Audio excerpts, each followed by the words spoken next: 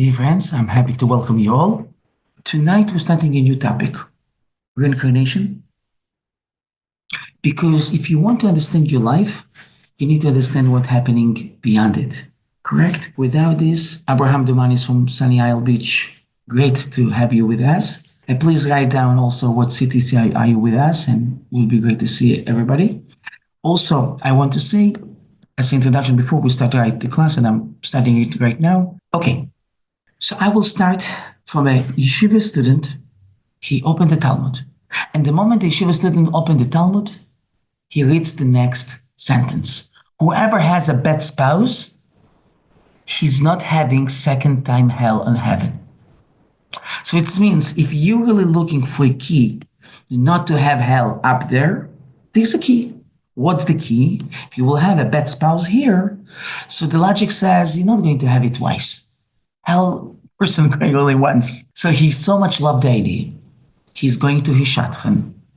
He was a single guy. He says, listen, dear shadchan, I have only one requirement. You know, people coming to the shadchanim with the long requirements of what they wanted the spouse and so on. He says, I have only one requirement. Do you know a little bit Hebrew? He says, yeah. He says, there's a word in Hebrew called machsheva, a witch. I need whatever you have the closest to this, the most mean girl that you have. I want her to be my wife because I want to have heaven up there. I don't want to have any hell there. And I find the key for heaven, find the most mean girl that you know, and I will marry her. He says, okay, no problem. Give me a day. He calls me, I find the perfect ideal match for you. Okay, they do first date, second date. He proposed her after 2 dates. Amazing. Mazel tov. They have a wedding. After the wedding night in the morning, he just woke up. She's coming with a breakfast platter to his bed. He didn't understand what's going on. He's coming back from work to home. She's waiting him with his slippers. My love, how are you? He don't understand what's going on. He continues 1 week, second week. He comes to the shadchan and says, what's going on? You told me totally different things about her. Give us some time. You will see. Not right away. He waits. A month's passing by. Nothing changed. She's an angel. What's going on? At some point, he couldn't bear this anymore. He's coming to her and says, listen, I was told about you totally different things. Suddenly, you became an angel? What's happened to you? What's going on? She looks at him and she says, do you think that you're going to heaven because of me? Never. I will not let you to go to heaven. This is the joke. But surely, when we're coming and we're speaking about such topics as heaven, hell, what happens with the soul? What happens with our life? Why so much pain in life? You cannot understand all these questions without understanding reincarnation, understanding the journey of the soul, and what Kabbalah and Hasidut teach us about this. So, if we start now to explain heaven, hell, and everything, I have one simple question, but very important. I'm going now to bring you incredible, God willing, texts from Kabbalah, from our sages, about reincarnation, about heaven, hell, and so on. But let's go to the basics. We have the written Torah, correct? We have the written Torah, we have the oral Torah. Torah shebichtav, Torah shebe'al peh. If this is one of the most fundamental ideas in Judaism, that without this you cannot understand your life, why things happen to life, and so on, so why, at least one chapter, at least in the Torah, wouldn't be dedicated to reincarnation and life after life? Where we find life after life? Do we have anything in the written Torah about this? Do we have anything in the written Torah about what I'm going to tell you tonight? About the life after life, about reincarnation, resurrection of the dead, all of this. Hell, heaven. Is the word hell or heaven in the Torah? No. There is a prohibition in the written Torah to call a soul of a dead person after he passed away. Right? Many people in the non-Jewish world, they go to call the soul to the seance. By us, it's prohibited. It's written in the Torah itself, in the written Torah, because you're not allowed to bother the soul. So it's extremely important not to bother the soul. And in general, we're going to speak later today about people that the soul's coming to them in the dreams and what does it mean and so on. And sometimes it's because we are bothering them and we're not letting them go. We'll discuss it, God willing, further. But staying here, we see very clearly that you're not allowed to bother the soul, but it doesn't say anything about reincarnation, heaven, hell, and so on. So my question is very simple. If this is so, we do have it in the oral Torah, in the Kabbalah, in the Talmud, but nothing before. Question is, there are clues. We have clues in the book of Eov. We have a clue in the book of Mishpatim. They have clues, but not in a straight way. Question is why? If such a fundamental idea, why everything in the oral Torah that was given us also to Moshe Rabbeinu, to Moses, on the Mount of Sinai, but in an oral way, not in a written way, right? We have the written Torah that was in a written way given to Moshe and was given to him by mouth. So in the oral Torah, in Kabbalah, Mishnah, Talmud, everything part of the oral Torah, we have it in a very detailed way. But give me something also in the written Torah. There are two answers. And the first answer is that if you will go to ancient Egypt, how many letters the Egyptians was using? Approximately 220. 220 letters. So to be able to write, you would need to be only part of the elite of the society. Otherwise, you wouldn't be able even to start to read this. It was a very complex alphabet and system of writing and so on. How many letters do we have in the Hebrew alphabet? 22. There's a difference between 220 and 22, right? Small difference. And in Judaism, everybody, every boy, every girl was able to read and write. In ancient times, everybody. There's no such a thing that a simple person doesn't. Everybody, it's the basics. So if you want to keep something, information, that might be interpreted in a wrong way and might be changed, and you want to keep it only to the holy people, how you can do it? Writing doesn't help you. Because writing, everybody reads and writes. Not like by the ancient Egyptians and so on. So what's the way? Only by giving it from teacher to student by oral Torah. And one of the most biggest differences between oral Torah and written Torah, just so everybody understand, in the written Torah, what you write, it's for eternal, forever. Maybe you don't understand it now. Maybe you will understand it in 50 years, in 70 years, never, but this is the word. In oral Torah, it's extremely important that exactly as it comes to you, it will be forward to the next student. So many, many years, everything that's written in the Torah, all the mystical part, all the theological part about faith, about emunah, about bitachon, about heaven, hell, what happens with the soul, everything was kept only to the rabbis that not going to change the words and going to keep it secretly and know how to understand this. So it was only in the oral Torah. So the people who don't understand not going to totally misunderstood, and then we never would have it in our hands. So this is the practical explanation. Make sense? Understood? But I want now to bring you another explanation, going to be not from a rabbi. For me, it's a continuation of the first explanation, just explaining it more deeper. It's not from a rabbi. It's not from a Jewish person.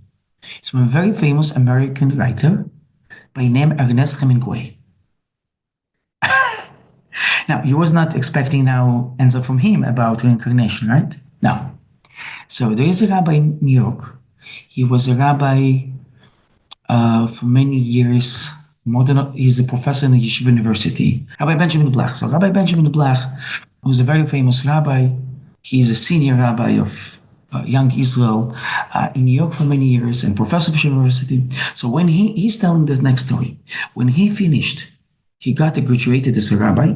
He and another two colleagues, also young rabbis, they went to Cuba. They went to Cuba.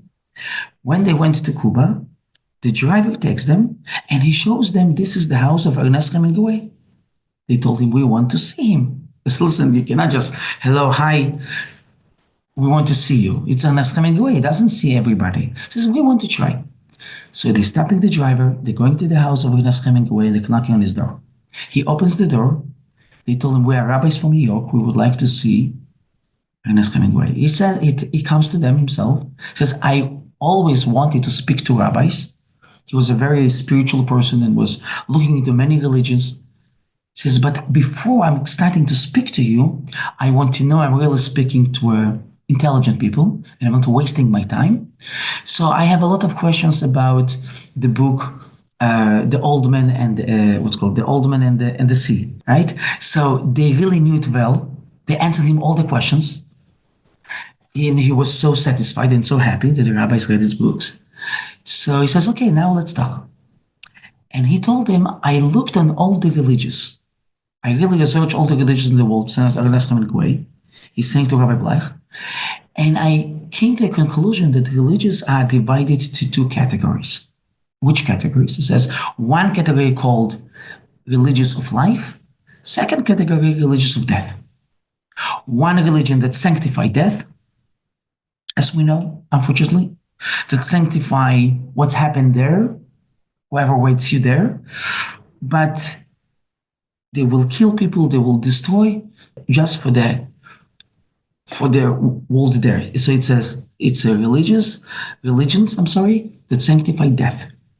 And there are other type of religions that sanctify life. And Judaism, it says, is a religion that sanctifies lives and not death. Every moment we live to make a smile, to make a mitzvah. Mitzvah, it's a commandment in Hebrew, but mitzvah also is a connection, to be connected to God. So we live here every second to bring light. When a Jewish baby boy is born, boy or girl, we light a candle. The mother adds another candle on Shabbat. And when somebody passes away, we put another candle. So what's really Judaism is about life and not about death. And the rabbis like so much the idea. They told me, no, we study so many years in yeshiva, and no rabbi so nicely put it together as you did.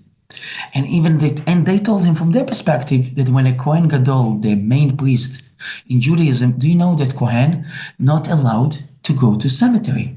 And when a Kohen have a death in his family, so it's a very big issue. They need to put the grave of the family by the gate, or close to the gate, or close to the fence. Why? So they will be able to come to the grave from the outside of the cemetery without entering to the cemetery. Because they're not allowed to enter to a cemetery. Why? Because they have a mission. They have a mission to serve the people, the nation. If you go to a cemetery, even during the temple, you would be tameh, nichist, you would be unpure for 7 days. So for 7 days, you cannot serve your community. God says you cannot even do it because of somebody who's already passed away. You cannot stop serving your people for 7 days. So in Judaism, what's most important? Sanctify the life. So Torah, the written Torah, is a guide how to live your life. The written Torah is a guide. Torah, the word Torah from the word hora'ah, guidance. It's a guidance how to live your life. There's no one word, one letter in the Torah superfluous. Everything is for it's a guidance for us to live. But hell, heaven, reincarnation, does it tell you how to live your life now? No. It speaks about afterlife. Torah, the written Torah, is a guide how to live your life now. Therefore, all the afterlife and all the theological part is left where? In the oral Torah. But in the written Torah is only a guide how to live your life here and now. Let's try to understand something very interesting. You cannot understand this life without understanding reincarnation. And after the soul pass away, okay, person pass away, what happens to the soul? Where the soul goes? Why we speak so much about hell and heaven? What does it mean, hell and heaven? So let me explain to you. I will try to do it very simple, not to complicate things. When a person passed away, the soul, when came down, it was a pure soul. Pure soul. With no fears, with no trauma, with no hate, with no negative emotions, with no addictions, with nothing. It was a clear, a pure soul when it came to the. When the soul leaves the body, the soul supposed to come to a place called heaven. Now, what does it mean, heaven? If we're not going now, if needed, maybe later we'll go deeper. But for now, heaven is a place where you don't feel a barrier between you and godliness, and your soul gets it on a maximum level. Like you have the biggest joy in life, the biggest pureness, the biggest joy, but there's a one very big condition to be able to be in heaven. Your soul must be clean.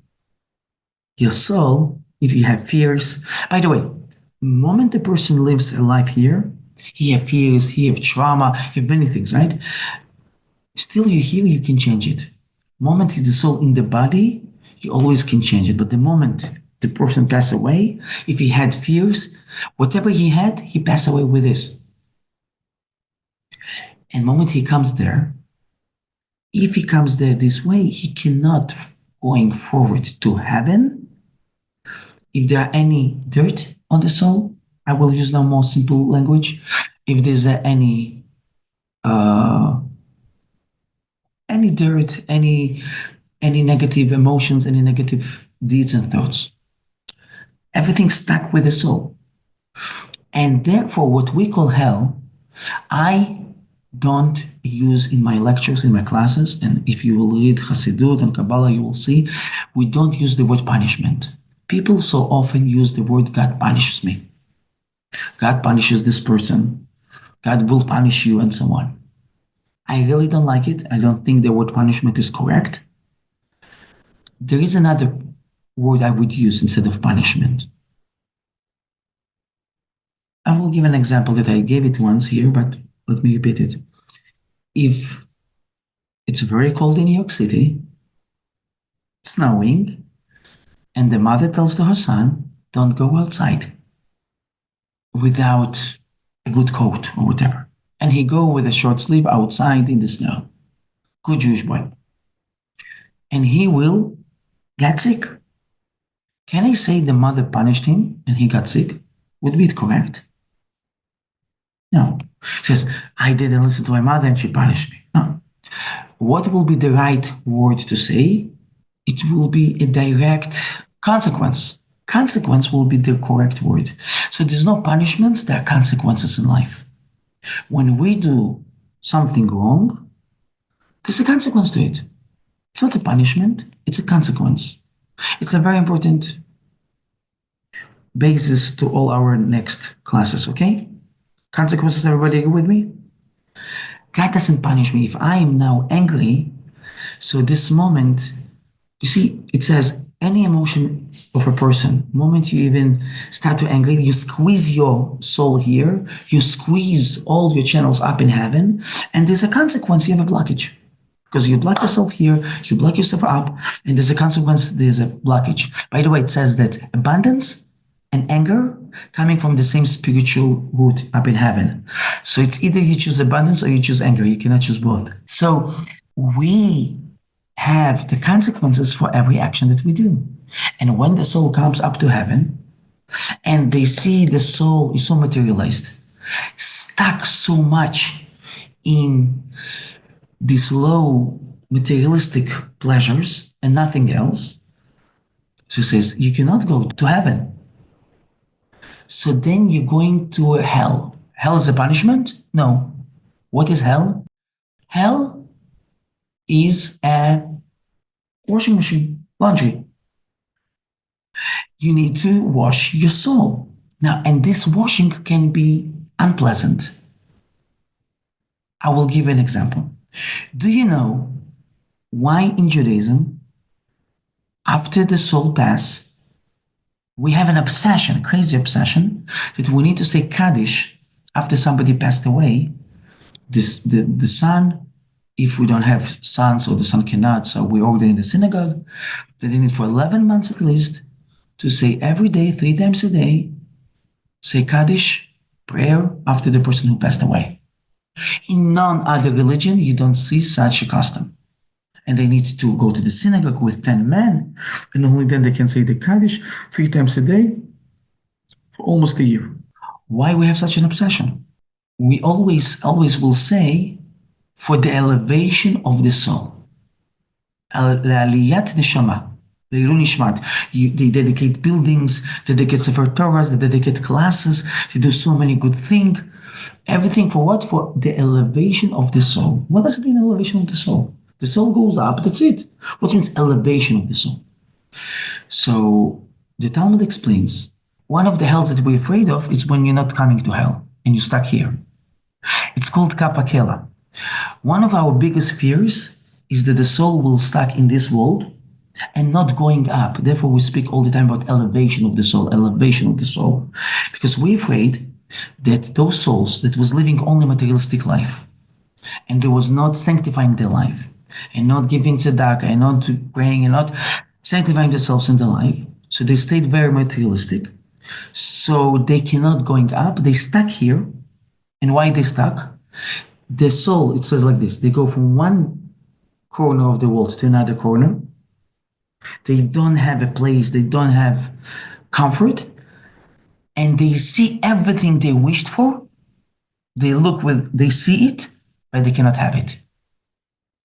The football matches, the gambling, everything the soul was running, the food, everything the soul was running after, and thought that this is the meaning of life. This is why I'm here.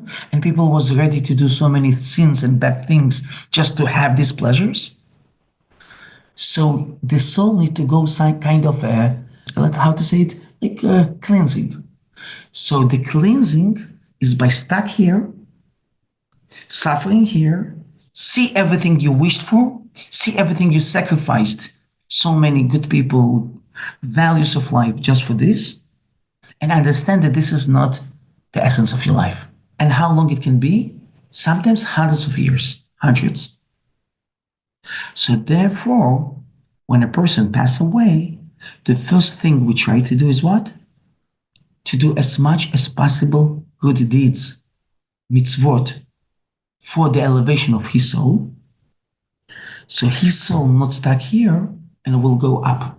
By the way, about this topic, last week, unfortunately, and today and this week, we had, I believe, 15 incredible, amazing Jewish soldiers that was killed in the war with Gaza, the best of our children. There's a story about a father of a soldier that was killed in one of the Israeli wars. And he's coming to the Lubavitcher Rebbe, and he tells the Rebbe, my son was killed. Several years already passed since the moment, and I met so many rabbis and so many psychologists, and nobody can comfort me. It's like happened yesterday.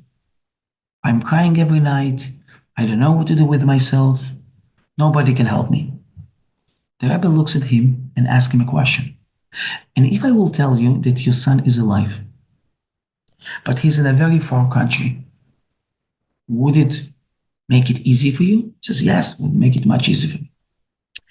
And he asked him, and if I will tell you, not only he's in a far country, but you can send him gifts, would it make it easier for you? Oh, yes, of course. He says, he can receive packages, he cannot respond to them, but he can receive. And the Rebbe told him as follows, your son is Kadosh, is a holy person. He died for Jewish nation, for the Jewish people. His soul is in, by the way, we'll discuss a little bit later about the reincarnation of those souls later.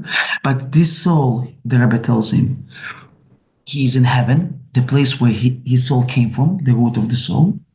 So he's back there, and you can send him packages. What does it mean you can send him packages? So when your son was alive, the Rebbe tells him, he would be your hands, he would be your heart, he would be your mind, everything. He would do everything for you. He says, yes.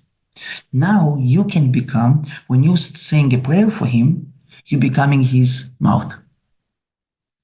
It's considered not that you say this prayer, it's considered that he says the prayer.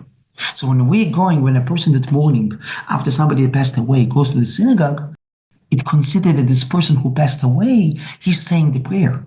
And if you will look in the Kaddish prayer, people think that in this prayer say something very wonderful about the person who passed away. Nothing there about the person who passed away. Nothing. The whole Itkadal Itkadash Me'Rabah, the whole prayer is about how great is God. Because we are saying this not from our name, we are saying this from the name of the person who passed away. We're kind of substituting him. So we're saying this, we're continuing his life, we're doing it out of his name. So it continues, he continues his mission in life, he continues the goodness, we continue his goodness, and every prayer that we do, every donation we do, every good deed that we do, it's considered that he did it. And because of that, he can go higher and higher and not to be stuck. So many people, thousands of people can continue his mission in life. And this way you're helping him. So you're sending him packages by becoming, if you say the prayer, you're becoming his lips. If you're helping a person, you're becoming his hands. You're forgiving somebody who you couldn't forgive ever before, you're becoming his heart. Every good deed that you do in his memory, it's considered like he did it. And therefore we have such a big obsession, especially the first year, but also every yortzeit, every date of the person passed away, there's a date when his soul can go even higher. So therefore we need to say the Kaddish, we light the candles, we do donation, we do things for his soul. This is about the washing machine, the hell. So therefore we say, better forgive now, better change yourself now. Much better way. But what happened in the case that it's not about something wrong that I did. It's something that I was supposed to do and I never did it. A mitzvah, something good. No hell, no washing machine going to fix it. Correct? So if it's something negative that I took, if it's ego, if it's a lot of low materialistic pleasures and so on, yes. But if it's something good that I was supposed to do, if it's a mitzvah commandment that I was supposed to, and I never did it, if it's money that I took a loan from somebody and I never gave it back, so any hell not going to help. And then now coming the idea of reincarnation. So there's no other way, because the soul can go to heaven only as a complete. So if your soul not complete, if you didn't complete your mission, by the way, when the soul goes after the person passed away, it says that there are a few questions that the soul is asked. And the first question the soul is asked, what's your name? Why, what's your name? Because in the Hebrew name of the person is embodied the mission of the person. So if the person remembers his name, means his mission is fulfilled, mission completed. You can go further to heaven and so on. But if you don't remember your name, means you never completed your mission. So if your mission not completed, if you didn't finish what you were supposed to finish, then you're going back to this earth in reincarnation. Number one, I just want to make it very clear. People, reincarnation is not a bonus, it's not a gift. I'm sorry. Reincarnation is coming because you didn't finish it, you need to go again. But it's not coming as a... Did you ever saw a baby that were born with a smile on his face? Mothers. Did you ever saw a baby that were born the moment the mother gave her birth? He would start with a smile and a laugh. No. Babies start with a cry. Why? Because the soul suffer when it's coming again down to this lowly place. The soul wants to be up in heaven. The soul doesn't want to go to this materialistic and so on things. Okay? And therefore, by the way, if I already mentioned the soldiers that killed, and unfortunately we have so many, especially the last year, since October 7, we have so many holy souls, so many tragedies that happened, and unfortunately happening. Um, there is a there's a very fascinating answer about general souls that pass away very young age. And the answer is as follows. You know, me as a rabbi, we not do only weddings. Fortunately, we need to do a lot of funerals. And I've been in so many funerals that I was conducting, and so many young people, sometimes unfortunately. And you need to speak to their children. And sometimes children pass away. So it says like this. We all here, all of us, we're not here for the first time. There's no new souls in our generation. It's all reincarnated, and we're going to speak about this later more. Okay, so we're all reincarnated. But there's some what we call young souls and some old souls. Some people who've been here many, many times already, and some people who've been here less. So younger soul and older soul. We believe that those souls who pass away in a very young age, it's a much older souls who've been here so many times, who did all the to-do list, except of something very specific. So it's a more holy souls, more complete souls, but this is something that is still was supposed to come. But because the to-do list is much shorter, and being here is not a bonus, as we explained, so the moment the soul finishes its mission, it goes up. Understood? Now, people tell me, oh, Rabbi, so I'm afraid to do good things because if I will good things, I will finish my mission. I said, don't worry. You have many, many things on this list, so continue doing.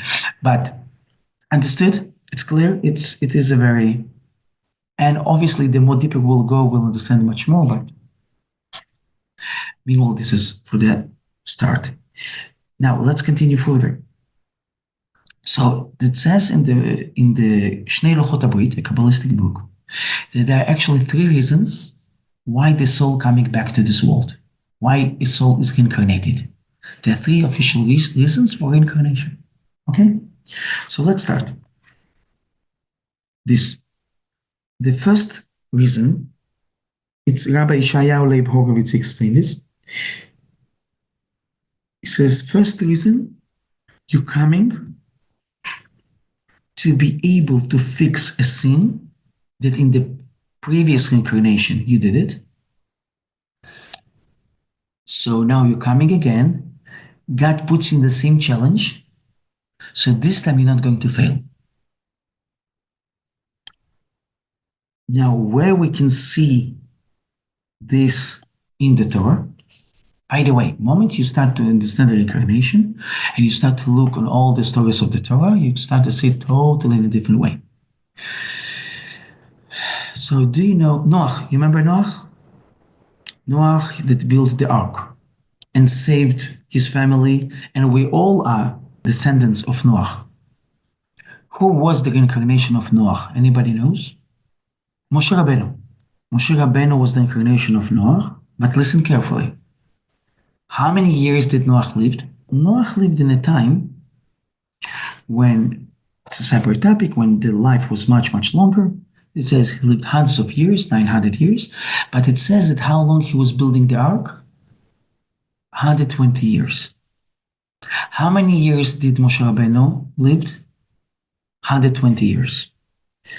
We're going to come to this, so maybe the later stage. I'm going to explain to you what does it mean that can be an incarnation of part of the soul, but we'll come to this later.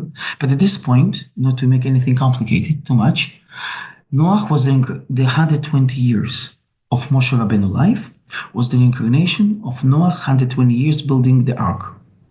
Now, what was the biggest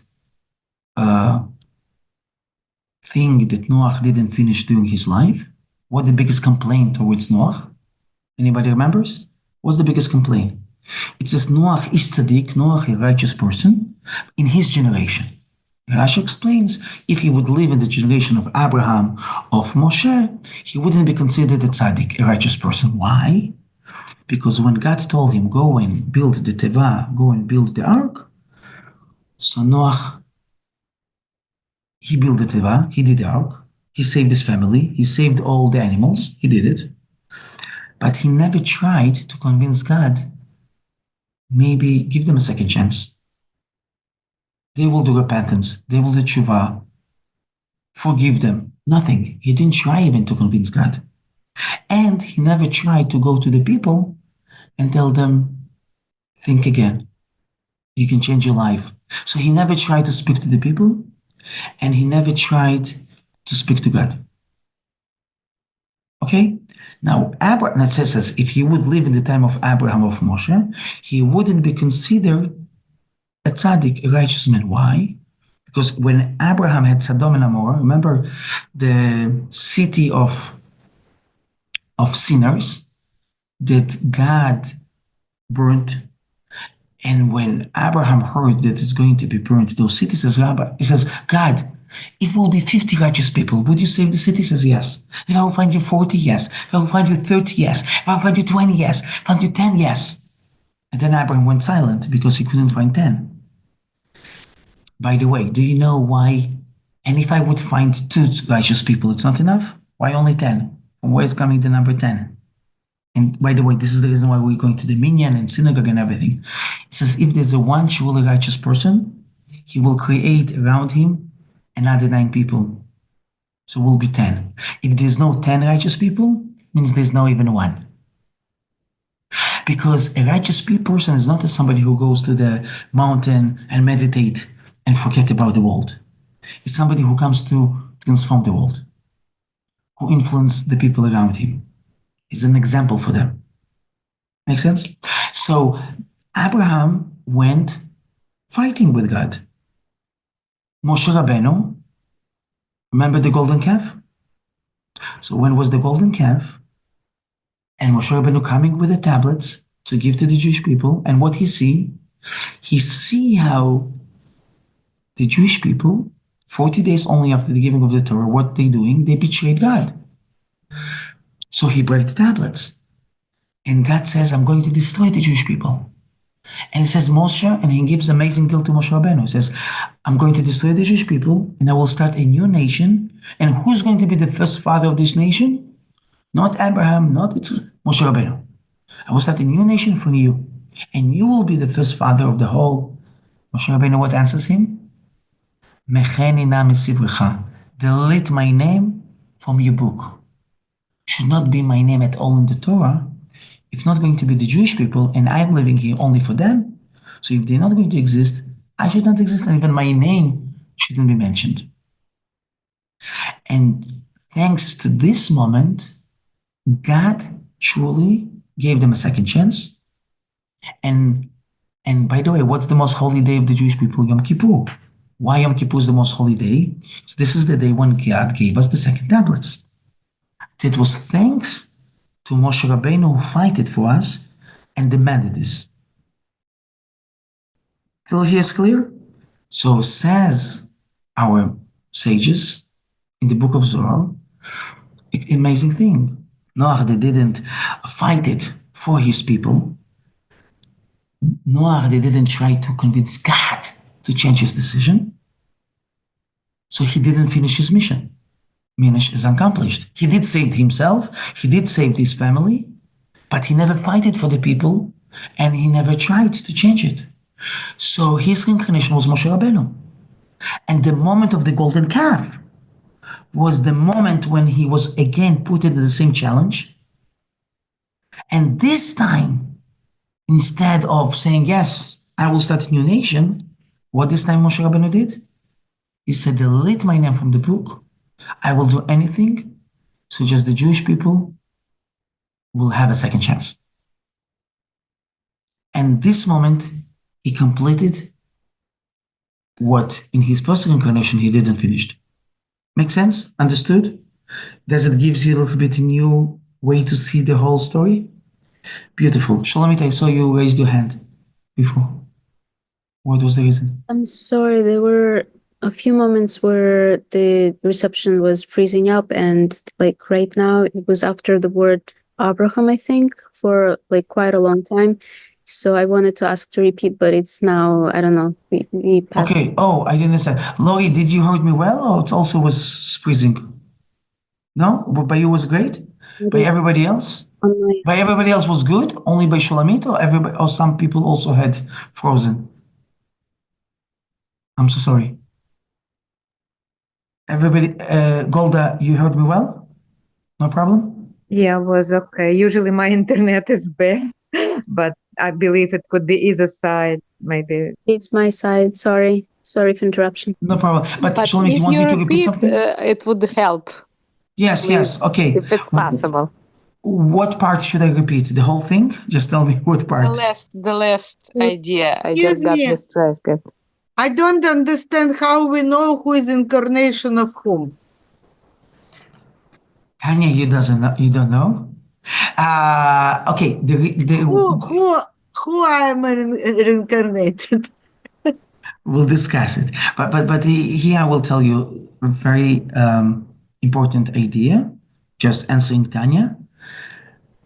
All this knowledge about reincarnation, about life after life, was given to, first of all, to Moshe Rabbeinu on Mount Sinai in an oral way, and from him is the main knowledge. And then it was also revealed to the Arizal. Arizal would walk on the street and he would see by every person whose reincarnation he is. And the Baal Shem Tov could do it. So they got this gift from God to see it, but all the knowledge was coming from Moshe Rabbeinu during the oral Torah, and then it was forwarded to Rabbi Shimon Bar Yochai, to the Arizal. Rabbi Chaim Vital, his student, who wrote one of the main books on reincarnation, where he actually explains everybody in the Torah who is reincarnation is. It's called Shara Gilgulim, The Gates of Reincarnation. This book is called. It's obviously only in Hebrew. It's a very complicated and so on, but incredible book. So this story, for example, I took from Shara Gilgulim, from the Gates of Reincarnation, from Rabbi Chaim Vital, who was the student of the Arizal, who gets everything from Moshe Rabbeinu. Okay? I hope I explained now. So let me just repeat. A few people asked about Moshe Rabbeinu and Noach. Now, I don't know which exactly part you missed. I just will say that Noach didn't fight it for his people. He didn't, with God, he didn't try to convince God to give them a second chance. Noach didn't try the people to convince them to do repentance. So he didn't fight it for people. And his reincarnation was Moshe Rabbeinu, who was put in the same challenge as Noach. When? When was the golden calf? When was the golden calf? And God wanted to destroy the Jewish people. And he says, Moshe Rabbeinu, I will start a new nation from you. He says, delete my name from your book. If it's not going to be the Jewish people, I shouldn't exist. Because for me, most important is what is the Jewish people. And because of Moshe Rabbeinu, God gave them the second chance. So he fixed what Noach, what his first incarnation did. He was fighting for his people with God. And he got Yom Kippur. Why Yom Kippur is the most holy day of the Jewish people? Because this is the day that after Moshe Rabbeinu fought with God, after 40 days, we received the second tablets. This was our second chance. And every year on Yom Kippur, why we're fasting? Because this is the day when God gives us the second chance every year, again and again. But who was the first one who fought for the second chance? It was Moshe Rabbeinu. And by doing this, he fixed his first incarnation. When he was Noach, he didn't stood up. Noah had a very little faith. Like he didn't believe in God enough.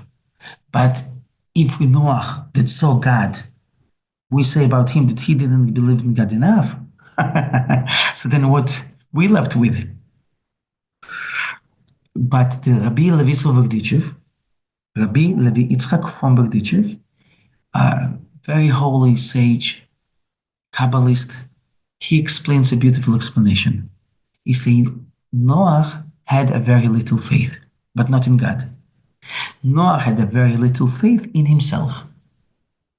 He didn't believe that God believes in him. And as the Lubavitcher Rebbe said, to believe in God is not just as, oh, I believe in God.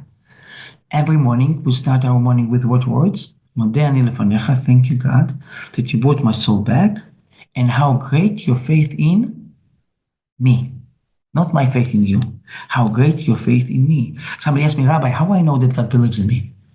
Says, I have the biggest proof. You standing now in front of me. If you're alive, if you woke up this morning, it means God believes in you. Because if you wouldn't, how many people we know they go to sleep and they don't wake up?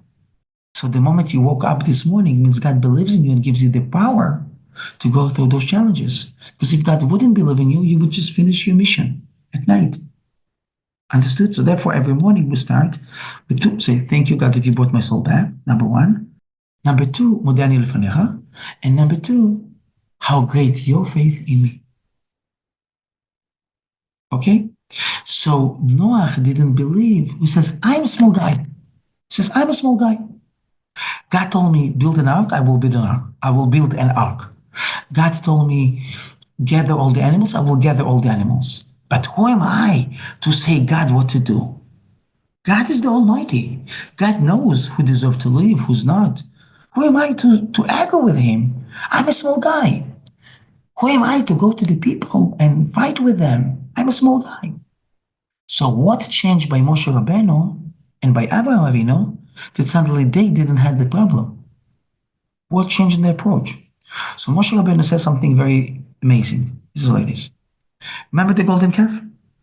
God was able to destroy all the Jewish people without telling to Moshe Rabbeinu, without giving him any warning, any notice.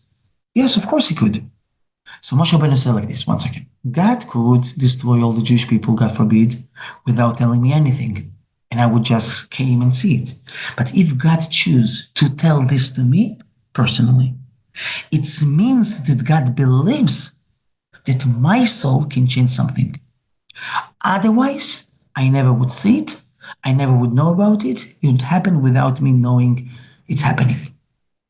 So the fact that you see, so here's what says in the Torah, if God brought you to some place where going a challenge, when going some suffering, it means that God believes that you can change it. That you have the power to do something for them. Otherwise, you wouldn't see the suffering. So if God shows you a suffering of another person, it means that God believes that you can do something for these people. Otherwise, he wouldn't show you this. So Moshe Rabbeinu says, if God chose to tell this to me, show this to me, means God believes that I can change. And I need to do my maximum to do it. So I always try, my rabbi told me, always you try to ask, when you ask yourself what to do, you need to ask yourself, if this action will bring me closer to God or further. And I remember when the Ukrainian war started, Russia-Ukraine war, and I during COVID, I started all my Zoom classes. During COVID also, and we had a lot of people in the Russian classes from Ukraine. And when there, and I myself, I've never been in Ukraine in my life. I was born in Russia, and then I moved to Israel, then I moved to America. I never even been in Ukraine. But when the war started, and I realized suddenly how many people, even that I never been in Ukraine in my life, I have in my WhatsApp groups, in my Zoom classes, and so on. And I live in America, thank God, and we were able to have so many tens of people that become volunteers in the Jewish communities who was able, and we were sending them money from here, and we were able to save tens, thank God, of people that were need to go to the army, and we were able to bring so much food and medications to so many sick people in so many cities that other even local rabbis wasn't able to do, because we had people living in small villages and small places. And I realized that I have this tool. So I decided, if God gave me this tool, I remember the first 3 months of the war, I even lost my voice. I was, because at night doing all of this, and we had so much help from the community, it was incredible. But I said, if God gives this opportunity, then we need to do it. Same with the Israeli war. When the Israeli war started, I grew up in Israel, in Nahariya. This is the city where actually, it's one of the cities that's closest to the border with Lebanon. And I know, because my family, we grew up there, and my sister, she had a special need child. So my sister, through my niece, we know so many families with special need kids in Nahariya. When the war started, we see so many people helping soldiers and so many people helping so many things. But we saw there's a group of people, of single mothers with special needs children that don't have even bomb shelters in their apartments. We were helping them with our community. I'm so grateful, thank God, and they still need help. So many people to help them during the war. So what I'm trying to say is, if God shows us, it means He believes that we need to change something. Otherwise, we wouldn't see it. And the Rebbe would say always, to believe in God is to believe that God believes in you. To believe in God means to believe that God believes in you. Because if you say, oh, I cannot do it, it means you don't believe that God believes in you. It means you don't believe in God. And I will finish this idea. You know, in the circus, you have elephants, very powerful elephants. And what's holding the elephant? A rope. If you would easily, the elephant can push the rope and he can break it, but he doesn't do it. Why? It's not so difficult for the elephant to do it. And he's huge. He's enormous. He's so powerful. Why he doesn't try? What stops him? It's just a rope that tied it to some wood. What's the answer? When he was young, he tried to do it. But then he was weak and he failed. But in his subconscious mind, he has a program. I cannot break this rope. It's too strong. It was correct for his age when he was young. Yes. But now he's mighty and big and huge. He doesn't try because he has still the program from before. When we don't believe that God believes in us, we don't let God to help us. It's King David said, God is my shadow. Not I'm shadow of God, but God my shadow. If I don't believe that I deserve the help, God never can help me. It's powerful. Okay, understood? So, by the way, we had a great prophet, Yirmiyahu Navi. Yirmiyahu Navi was a prophet during a very difficult time for the Jewish people, when before the destruction of the temple. And he was warning the people, going to be horrible. You should listen to God, you should do repentance. But the people didn't listen to him. They did not. And the people told him that you are a spy, we don't believe in you. And they threw him to the jail. The Jewish people themselves threw the prophet Yirmiyahu to the jail. And he said very severe words when he was thrown to the jail. He said, I wish my mother would be hara leolam, pregnant forever, and I never would be born. Because if I cannot complete my mission in life, and my mission is to bring words of God to the people, so if they don't hear me, and they're going to a self-destruction path, so he said, so I wish my mother would be pregnant forever. Okay, just few words, that's what he said. It said that because the righteous person, and by the way, when the more person is more righteous, the more God judging more severe. So because he said these words, he couldn't continue up in heaven. So he was needed to come back. And his reincarnation was a great sage. His name was Rabbi Tarfon. Now, Rabbi Tarfon was a great sage. His mother was not able to walk. So how Rabbi Tarfon would help her? Anybody remember? She would step on his back and then on his hands, so he can carry her because she couldn't walk. And it says that Rabbi Tarfon would carry his mother all his life because it was the tikkun, the reincarnation. For what? For the 3 words that he said about his mother. I hope this class was useful for all of you. We are going to speak next class how we can know what actions probably we didn't finish in the last life and on what we should focus in our life. This we're going to discuss. And we're going to explain why God did this way, that usually a person does remember his reincarnation, but a very specific percentage does. And we're going to discuss it as well. I'm going to speak about cases, people who, and so on, God willing. Okay, guys, any other questions or comments? By the way, we're having our international Russian Jewish Shabbaton, but it's really not Russian only, because we have over 70 classes. More than half of them is in English. Every hour we have like 3 classes in English, 3 in Russian. And we're going to have it, God willing, June 6th in the Armon Hotel, former Crown Plaza in Stamford, Connecticut. God willing, for over 1,000 people. We're having with us, God willing, Rabbi Manis Friedman will be with us. And I'm working on all the program and all the speakers. So going to be incredible. Shabbaton, God willing, June 6th, God willing. But more information I will post, obviously. So I want to thank you all. If there's any other questions, let me know. The link to the group I just posted here. I cannot Yes. find. I cannot find the hand. So can I? Yeah, Ira, please. Yes, of course. It's Irina. Yes, please. Yeah. How if we have connection between we all have different about our preparation on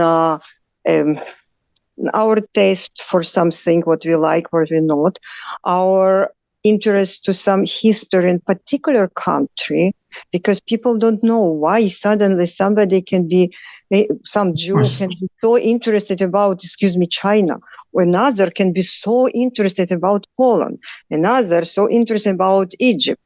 Or we like just only white color, another like only black. So, and we like hear music. Yes, understood. So if our taste and our vision and our what we like, our preparation, if it can have connect with our previous life. Yes, reincarnation, yes. Short answer, the answer is yes. Definitely. More than this, I will, God willing, later will bring you cases of people who was born knowing languages that of conscious that never been there, and remembering things that nobody could know, and so on. So, short answer is yes. Music and art, because yes, and people like taken from a different century. 100%. Yes. Right. The short answer is definitely yes, and we'll going to explain it, and God willing to dwell on this even deeper.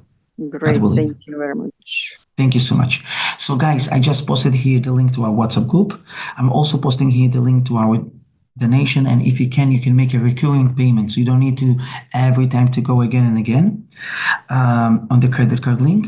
And also I'm posting here the link for our fund for the Israeli families that we're still helping them, because there's in Nahariya, the single mothers with their special needs children that they need a lot of help, and there was more than a year without the work. So we have a special fund for them. I just posted the link here for them as well. So thank you all in advance. I want to wish you a wonderful, wonderful week. We're all praying for all our hostages. We all pray for all our soldiers that was wounded, and for the healing and for the elevation of the souls. All our holy old souls that was killed for the Jewish people. So thank you so much again, everybody. Shulamit, I see you raised your hand. You have a question, or just it stayed? Yes. Is it possible for someone who is a man to reincarnate into a woman's body? Good question. In short, yes. Okay. Thank you. It doesn't say now that, but in short, yes. And this is also answering many things in life, but we'll come to this. Okay, so thank you so much again, everybody. And we even didn't start it even to speak about reincarnation in animals yet, even this. So this more to find out. So thank you so much, guys. Have a wonderful, wonderful evening. And thank you so much.